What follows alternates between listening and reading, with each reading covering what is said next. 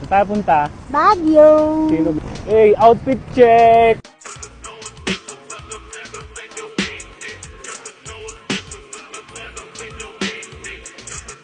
So, yung gagawin natin ngayon, alamin natin kung magkano yung gas consumption ni Latte. So, i-base natin siya dun sa price nitong gas station dito. So, ang first stop namin is 141 kilometers. So, mag-stop over muna kami sa Cabanatuan. 55.59. Ulitin ko, 55.59.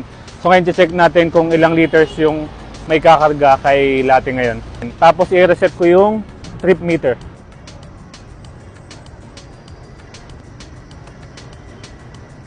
Yan na. Reset na. Zero na siya.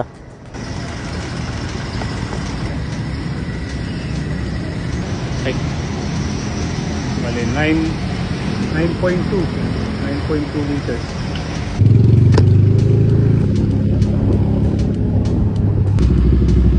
No.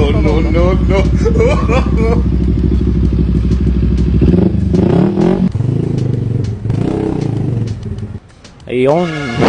So, 2 hours 48 minutes na lang. Estimated time, 1 a.m.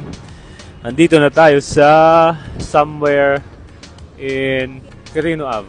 Dito pa lang kami sa Espanya. Napaka-traffic, grabe. Time check. 10:45 p.m. Ang kakainin namin ito, hati na kami dito. Diet kasi kami. Kaya sa mga client. Joe!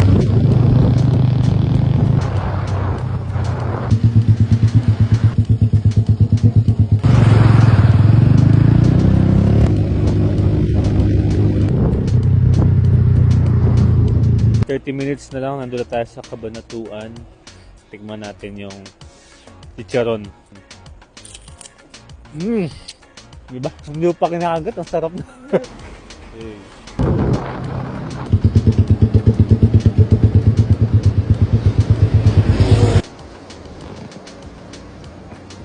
Time check 2:38. 2:39 na. Pahinga muna kami.